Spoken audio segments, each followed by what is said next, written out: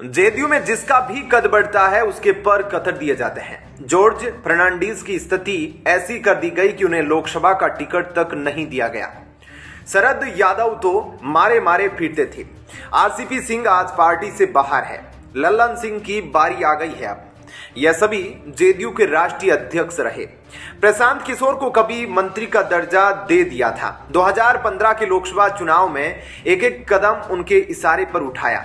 अब देखिए कैसे रिश्ते हैं। आप जीतन राम मांझी को ही ले लीजिए, सीएम बनाया और फिर अब तू तड़ाक में बात करते हैं। उपेंद्र कुशवाहा को लव कुश समीकरण के लिए साथ रखा। महत्वाकांक्षा बढ़ने लगी तो किनारे कर दिया। नीतीश सबके हैं वाली कहावत को अब सुधारने का वक्त आ गया है। कहना चाहिए कि नीतीश किसी के नहीं है। अब देखना यह है कि जेडीयू के इस कदम को लालू परिवार कैसे लेता है। दिल्ली में आयोजित जेडीयू की राष्ट्रीय कार्यकारिणी की बैठक में लल्लन सिंह ने शुक्रवार को राष्ट्रीय अध्यक्ष पद से इस्तीफा दे दिया। उन्होंने अपने इस्तीफे के बाद नीतीश कुमार का नाम अध्यक्ष पद के लिए प्रस्तावित किया, जिसे सभी नेताओं ने मान लिया। इसके साथ ही नीतीश कुमार ने एक बार फिर से पार्टी की कमान अपने हाथ में ले ली है। बिहार के मुख्यमंत्री और जनता दल यूनाइटेड के सुप्रीमो नीतीश कुमार अब तक की पार्टी की कमान अपने भरोसेमंद साथियों के हाथों में देते आए हैं और वो स्वयं सत्ता चलाते रहे हैं। हालांकि पिछले कुछ समय से पार्टी में चल रही खींचतान को देखते हुए उन्होंने सारी ताकत अपने हाथ में ले ली है। नीतीश कुमार अब बिहार के मुख्यमंत्री के साथ ही जेडीयू के राष्ट्रीय अध्यक्ष भी है। कार्यकारिणी की बैठक में पार्टी की तरफ से 4 प्रस्ताव भी रखे गए, जिसमें सीट शेयरिंग पर फैसला लेने की पूरी जिम्मेदारी नीतीश कुमार पर ही छोड़ दी गई है।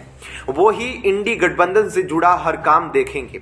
इस बैठक के दौरान जातिगत जनगणना और सरकारी नौकरियों पर भी प्रस्ताव रखा गया। पार्टी की बैठक में सांसदों के संसद से निलंबित होने की घटना पर भी प्रस्ताव लाया गया।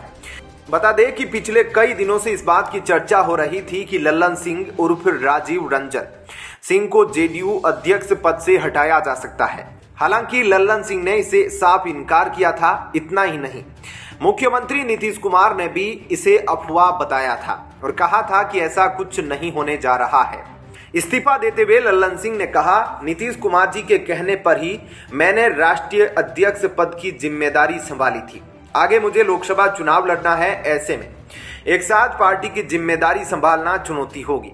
इसलिए मैं नीतीश कुमार जी को पार्टी अध्यक्ष की जिम्मेदारी संभालने का प्रस्ताव रखना चाहता हूं। जेडीयू नेता और बिहार सरकार में मंत्री विजय कुमार चौधरी ने कहा, जेडीयू की राष्ट्रीय कार्यकारिणी की बैठक होगी। अगर वे हमारे प्रस्ताव को स्वीकार करते हैं तो नीतीश कुमार पार्टी अध्यक्ष होंगे।